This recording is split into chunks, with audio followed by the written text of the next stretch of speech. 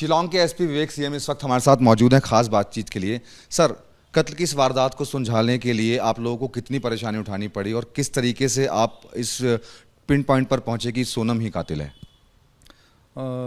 पहली बात तो we have exceptionally good team and जब एसआईटी फॉर्म हुआ था तो we marshalled all the evidence, जो भी एविडेंस था, and lot of information was marshalled. तो पहला तो बहुत डेटा था, बहुत इन्फॉर्मेशन, तो we sat down and then pieced whatever information जो हम लोग को मिली थी, and once we piece that we got a clear picture. तो जब when we got this clear picture that narrative तो अलग सा था कि हाँ कोई तो बोल रहा था kidnapping, some people were saying robbery, family members भी यही सोचा था कि किडनैपिंग एंड रॉबरी था। और but then when we pieced everything together, then we found the real picture. Here that's how we zeroed down on the assailants, जो मारने वाला आदमी को, and from there it was very easy to actually again get to the handler, and from handler to Sonam. Yes. तो क्या sir, मतलब 2 तारीख को आपने मुकदमा दर्ज किया और उसके बाद 4 तारीख को पिक्चर क्लियर हो गई थी कि सोनम जिंदा है? कहीं सीसीटीवी फुटेज में वो कातिलों के साथ दिखाई दी थी? नहीं, we because we had certain evidence that she had come out with them. तो कुछ evidence था कि they were seen together moving out from there. So then we knew that she was alive, very much alive. Sir, कत्ल की इस वारदात को कैसे अंजाम दिया गया, अगर थोड़ा आप बता पाएं शॉर्ट में तो सर? See, from जो हम लोग from the preliminary interrogation जो हम लोग मिला है, मतलब ये लोग एक साथ नौगरियात से जो डबल डेकर ब्रिज है नीचे से ऊपर आ गया, और वहाँ से वेसाउडोंग वाला फॉल्स है जिसमें वो सब 3 बाइक्स चला गया वहाँ में, 3 स्कूटीज चला गया वहाँ में, एंड वहाँ में ही ये कांड हुआ था जिसमें 2 आदमी ने दाव लेके मार दिया।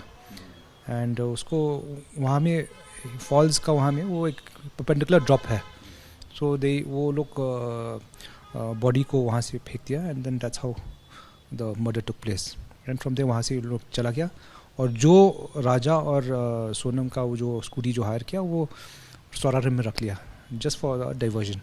तो हम लोग मालूम था जब राजा का बॉडी मिला था इट वॉज प्योर मर्डर, क्योंकि बॉडी यहाँ में है और स्कूटी एटलीस्ट अबाउट 15 किलोमीटर्स की दूरी है, तो इट वॉज हम लोग वही एक्चुअली हम लोग मालूम हुआ है कि ये एक होमिसाइड वाला केस है। सर, डबल डेकर ब्रिज पर जाने के 2 रास्ते हैं, एक इजी वे है और एक ये बड़ा खतरनाक रास्ता है जो इन्होंने चूज़ किया, तो क्या इनकी प्लानिंग का हिस्सा था? और सर, उस रास्ते में भी कत्ल कर सकते थे, तो क्या नहीं कर पाए? ऐसा कुछ अभी तक इन्वेस्टिगेशन में सामने आया हो?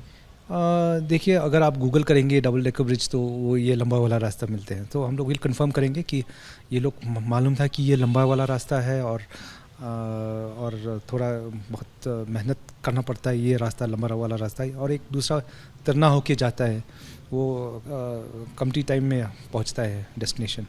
तो ये हम लोग कंफर्म करेंगे, क्योंकि हम लोग कंफर्म करना पड़ेगा कि सोनम क्या ये पहली बार है या वो पहला भी आया है, तो वो हम लोग कंफर्म करेंगे इंटरोगेशन का बात है। सोनम अभी भी आपकी कस्टडी में, तो क्या उसने अपना जुर्म कबूल लिया है कि हाँ वो इस पूरे कत्ल में शामिल थी? तो हाँ, कबूल किया है, ये सब में वो ये कंस्पिरेसी में तो वो साजिश है।